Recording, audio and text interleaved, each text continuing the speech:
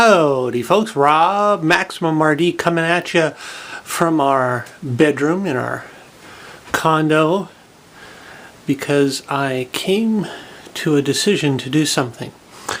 Now, I've had a problem with my storage, my collection, in that basically everything is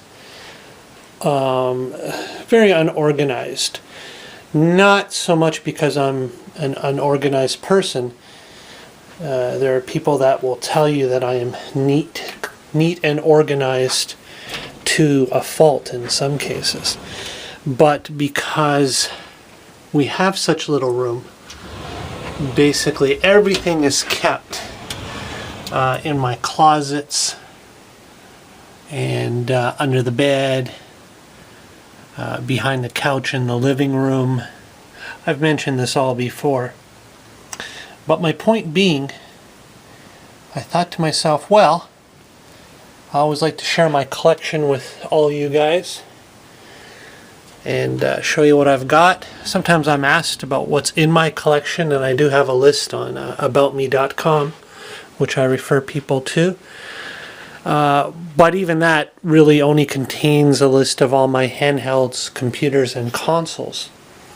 So I thought to myself, well, since we have such little room and everything has to be kept packed away, that I should do some type of inventory.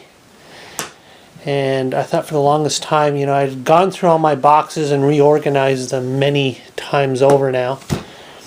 And but I never took the time to categorize and list everything.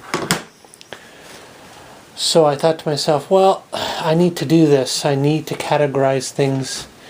A lot of times, you know, I want to make a video. I want to show people something. I want to, you know, I remember I have something, but I have no idea where it is. And I thought, well, if I catalog it all in some fashion, then at least I'll know where it is. Plus, it's good for, you know, insurance purposes and things like that, just to have a good collection of everything you have in your collection. And then I also thought, well, for me to go through all my boxes and all my inventory and just write everything down, well, writing everything down takes a lot of time. And so I thought to myself, well, hey, I've got a YouTube channel. I'm always doing videos on my collection and what I have. So why not take care of a couple things at once, which is catalog my collection in video form and upload them to my channel for all my subscribers, you guys, to see what I have. And this way, this will give you a good idea of what's in my collection, and at the same time provide me with a nice cataloged inventory of what I have and which boxes contain what.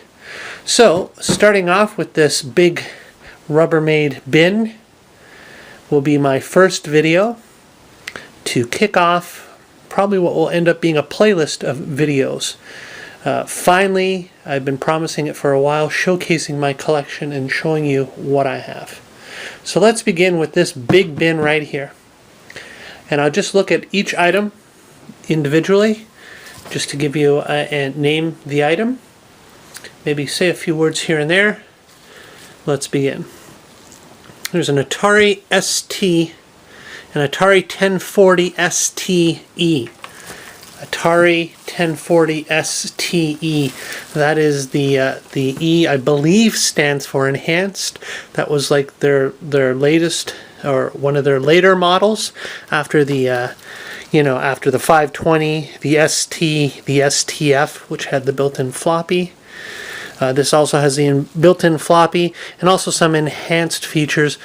Unfortunately, very few games ever ended up taking very much advantage of these so-called enhanced features. So this is a very heavy machine to pick up with one hand, as the STs tended to be. There you go. 1040 STE by Atari. Alright. Nice machine. I have another ST machine right here. Not quite as clean as the other one. And that is just your basic. That's your basic 1040 STF. This has the floppy also and built-in power supply. The cord's separate from that. Otherwise, you wouldn't know much difference between the two. There you go. So the Atari STF and the STE. Continuing on, we have a Sega Dreamcast controller. I like this one. It's a translucent blue controller. Very nice. And in that, I have the Nexus 4 meg, probably stands for megabit, I'm assuming. Dreamcast compatible memory card. These had the switches on the side and also a type of link. Can't see too well, but there's like a link there. It took a link cable. I don't know if I still have the original link cable, which I believe hooked up to the parallel port of your PC. It allowed you to, I think, you know, change firmware and upload and download saves to your computer and save them, transfer them between your PC and your memory card. And then I also have, come on out you, one of the, oh, this is a performance. It's just basically a rumble pack, just like they had on for the N64. So that's stuck in the back. So that's for Dreamcast. And another similar translucent blue controller. I like this. Very nice looking. And another 4 megabit Nexus card. Man, I filled up these cards. This one's got a purple tint to it. I filled up these cards with so many saves. And I did actually for a while there on my old desktop when I think I was running Windows 98 at the time. I did find databases and upload and download files. Some of the files were, you know, had levels open and reached certain areas and had certain weapons already, so you can upload and download those save files from the database. It's pretty cool. And another performance rumble pack right there. That's 2 of those. And another Dreamcast controller. This is an odd one, cheap one here. This one is by, can I find a name here? No, I don't even know who makes this one. Maybe someone out there can recognize it. It's different. It's funny, I know a lot of people dislike the shape and the large size of the Dreamcast controllers, but if you look at my hands, I have big hands. I love Dreamcast controllers. I have no problem with them at all. I didn't have any problem with the original Xbox controllers either. So that's pretty cool. No shortage of Dreamcast controllers. There's a little piece of foam there protecting some items. There's your standard white everyday Dreamcast controller. No biggie. It's just another spare. And another one I had gotten a hold of. Someone had modified it a little, adding some color to the buttons and the frame there. But it's not, there's not a special controller, it's just your regular white one that somebody had some fun with. You could see some of the bad work on the opposite side there. But it stands out, looks a little different, and more importantly, it works. So that's cool. There's a Sega Dreamcast Blaster, which by Mad Cats. There weren't too many shooter games. I know you're thinking House of the Dead and things like that. I don't even think they work very well on my TV. We still have a tube television, CRT, but it's one of the flat screen models, and I find this doesn't work too well. at least from what little I tried. So, but anyways, it was just at the era when they were starting the whole issue about guns and video games, and so, you know, it wasn't too popular over here in the US and Canada, where I am. This is another Mad Catz model. This one's different. Funny that, oh no, that's the exact same, basically, as the last one I just showed you. So I have two of these Mad Catz guns. So, interesting. This one I like better, I think. This is by Interact, Starfire gun. Another gun for the Dreamcast. Coolio. Yeah, I have 3 guns for the Dreamcast, and I basically don't play any shooting games. And I'll say this now, I'll probably end up saying it several times through all these videos. Yes, I do mean to sell, trade, have contests, giveaways, all kinds of stuff for items that are really not much use to me anymore. But don't even ask me right now. I've been saying this for a couple years now, but just don't ask me. I'll get around to it when I get around to it. Right now I'm just cataloging everything. But I definitely do plan some contests at some point. I'm seriously thinking about giving away a complete boxed Flashback 2 system. That'll be pretty cool.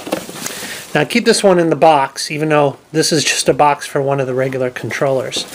But I like this one. I keep this in here because this is the, it's kind of a teal green, or I don't know, is it aquamarine? It actually looks more green to my eye than what I'm seeing on the lens here. More of a turquoise color. But this is the Millennium 2000 edition controller. I think it looks really sweet. I like it. Even nicer than the solid blue ones, or the more bluish ones. And just for a comparison to show you I'm not insane here. Hopefully the camera picks it up pretty well. But you can tell the difference in the color there. So, alright. So there you go. Pretty cool. Some nice looking Dreamcast controllers anyway. I like them. What's this? This is a hard disk drive attachment for the old fat original PS2. I did have that going for a while with the PS2. I had a large hard drive in there, and yeah, I had a HDD loader. I had a bunch of games on the hard drive.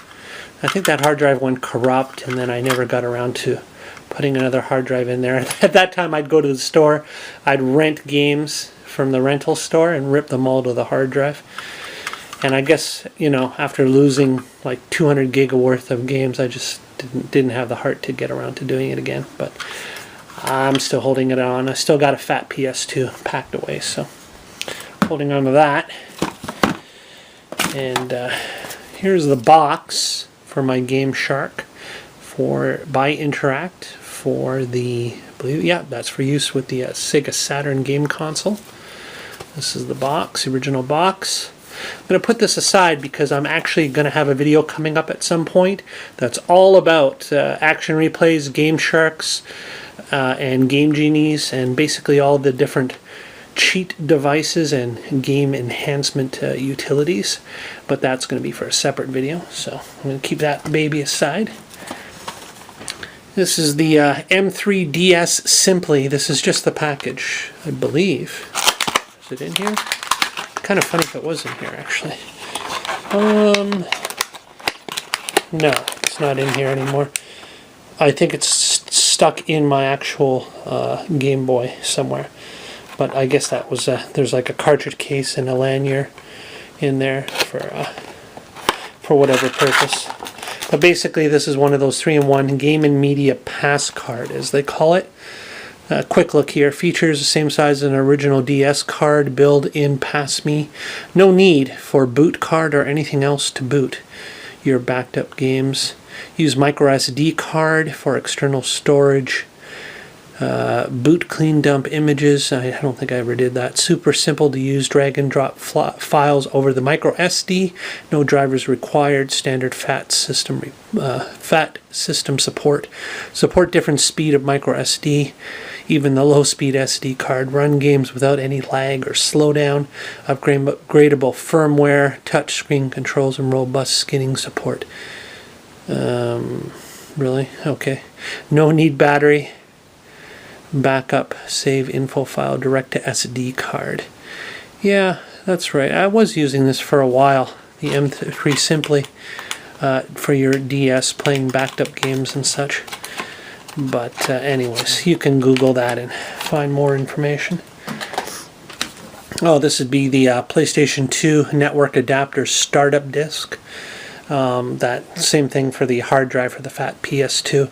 This would allow you to configure your network, hooking it up to the internet and things like that.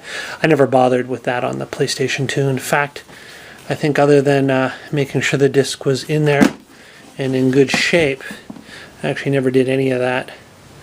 Some playable demo discs included, whatever. I never bothered with it. I just wanted to get the hard drive in there and start loading the games onto it. So I'll keep that with the adapter.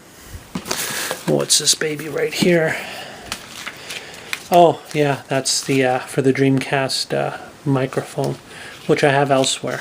I'll have to keep that aside and put it with that. What's this? The Ninja's Castle. Think Ninja. eBay, ninjacastle.com. Oh, that's the buyer I bought off at the time. Bought from. Anyway, so that's cool. Include that. Put that aside. Now this is just the empty box again. I have the actual hardware somewhere else. The Fighter Stick SG6, the Ultimate 6 arcade, 6-button arcade fighting stick, independent turbo control, adjustable turbo fire, hands-free auto turbo slow motion control by ASCIIware. Nice. It's a pretty nice joystick actually. I quite like that one for the Sega Genesis. It's like the 6-button pad except it's a joystick, so you can't go wrong with that. Alrighty, getting down there. PSX Exchange version 2. No mod chip required. Play imported games on your PlayStation console. Anti-mod chip code, cheat code function. Yeah, additional feature, anti-mod chip code. No alteration needed to your console, so does not affect the warranty more successfully than so-called mod chips. No. Easy to use, simple. Insert the PS Exchange into your console and follow the on-screen instructions. Doubles the amount of games available. Yeah, I found these to be... This was way before I actually have a PlayStation 2 Slim with the mod chip, and it basically plays everything I throw into it now. But at the time, I was always looking for cheaper ways to do things. So you'll see inside, there's the PS Exchange disc. I have the so-called slider card thingy right here. And, oh, it's not in here. I think, should there be a little spring? No, I don't think so. But anyways, this PS Exchange disc, you would put that in, switch on your PlayStation console, and you would use this little doohickey right here to kind of trick the door tray into opening, and you would take out this disc, throw in your import game, and hopefully it would play it back. But you know, I never really used it much, and I think it works sometimes, but not always. It was a little flaky at best, I guess. So, but yeah, you know, it's an interesting part of peripheral accessories history for the PlayStation. So there you go. Kind of cool. Yeah, it says on your PS console, but why would you need that slider function? I think that's for the PlayStation 2, is it not? I don't know. I'm all confused now. It's been a long time since I've used any of these. Okay, so I'm down to a couple bags here. What is this stuff? This is... Oh. Yeah, just little odds and ends. There's the trap door, I believe. The back for your original PlayStation. I think where like the serial port is. And there's original Xbox... or it might be for the Sega Saturn, the back plate. What's that say there? Expansion Bay. Oh, that might be for the PlayStation, I think. A little door there. And also a little Xbox, something from the original Xbox. I think it's just the, yeah, there you go. It's the logo for the tray on the original Xbox. yeah, bits and pieces, right? Odds and ends. Don't throw anything away. Sometimes you remove these things to use other things or to do something, and you don't want to lose them. Oh, here's a good example. Actually, I was telling you of the Nexus card earlier with the special cable. Apparently I still have it. This is a comparable card. It's not Nexus, but it's the same deal. But this one is 2 megabit instead of 4. And it's got the same deal going on, this little switch at the side. It allows you to go through different pages of memory for your game saves. But this is the actual cable connected to it, as you can see now. If I can just show you the other end here, I can find it right there for you. See? That's like, I think it's serial. Was it the serial port or parallel? It might have been the parallel port. I still think it's serial. But anyways, I haven't had any old legacy ports like that on my PC or laptop for years now. So it's all USB nowadays, right? So yeah, unless you got an old computer to work with, I'm afraid it's just a large capacity memory card for your Dreamcast. Oh well. Here I have a cheapo Sega RF unit. Yeah, that's a cheap one. Not sure which model that one's for. Ooh, 3D, I can't get too close. Yeah, it's like 3 pins in there. I don't know which model it's for. Let's see on here, RF out, PAL, RF for Sega Genesis and Mega Drive system are registered trademarks. So I guess it's the original system. Alrighty, let's dig more. For some more treasure. Man, there's so many things. Okay, this is one of my many Sega adapters, model MK2103 for one of the Sega Genesis systems. Model 1, Model 2, I don't know. It's for one of those. And I've got all this information somewhere. This is a larger one. I'm sure this is for my Sega model 1602-1. Yeah. And you know, you really have to take note of some of these things. Like, of course, they'll have the same inputs, well, at least if you're in Canada or US, but your output, like this one's 10 volt DC, 1.2 amps, right? And then this one is okay, also 10 volts DC, 0.85 amps. Probably won't have too much trouble between the two. I'm no electrical genius when it comes to that kind of stuff, but I do know you get people saying, you know, any Sega PSU is good for any one of the systems. You know, use your Sega CD power supply on your Model 1, your Model 2, your Sega CD, your JVC XI, and that's really not true. I mean, it is for some of them that you can interchange them. Oh, there we go. I put a label on this one. Genesis 2, 32X, and Game Gear. Game Gear, I guess? I don't know. Apparently this rating is good for all of these. I did look into all that. 10 volts DC, 0.85 amps, so that matches the other one basically. Because back when I got my Sega CDX, it didn't come with the original cord.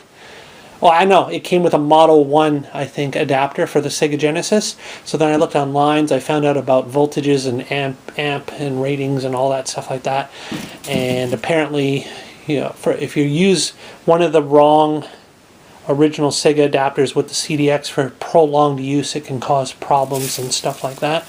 So I actually ended up getting, it was actually what was a cell phone with a cell phone PSU and charger with a button to slide to different voltages, and if you could match the voltage on that and have the exact proper required amps and everything, so it ended up working out better. And safer to use with the CDX. But anyways, that's your standard original Model 1 Sega Genesis RF adapter. Needless to say, RF adapters don't get much use around here. I only use them with consoles that don't have any other type of composite or AV or S-video output. Oh, look at that. Even a couple more Dreamcast memory, VMUs as you would say, well, visual memory unit, the ones that actually have the screen on there. A nice charcoal black one right there. and a nice translucent dark blue one. So good to have. Well, that empties that bag. Just one more bag left, ladies and gentlemen. Thank you for joining me on my little inventory video here. Oh, here's another thing. Again, for the play PS1 imported games on your PS2 console. Okay, so there it goes. I think this one, the PSX Exchange 2, was for playing on your original PlayStation 1, because that's what it shows right here. Ah, okay. Then this is the Breaker Pro, which claims to allow you to play import games on your PS2 console. Play PS1 imported games on your PS2 console. So that's interesting. So this is the one that should actually have, I'm pretty sure, this little doohickey. Yeah, shows it right here in the instructions for opening up the tray. So I should have had that in there, basically. Breaker Pro. Again, I found it to be flaky at best. It didn't seem to always work, but the world's first CD-based PS1 import game adapter for your PS1 and PS2. So, okay, whatever. I was grabbing these things like crazy at some point, I guess. Oh my god, I was doing anything. I got the flip top lid on the PlayStation 2, and I got all these kind of discs to play imports and backups and all that stuff like that. And you know, there's a lot to be said. People say, oh man, you should just get a mod chip, but at that time my options were to purchase the mod chip, install it myself. That wasn't going to happen.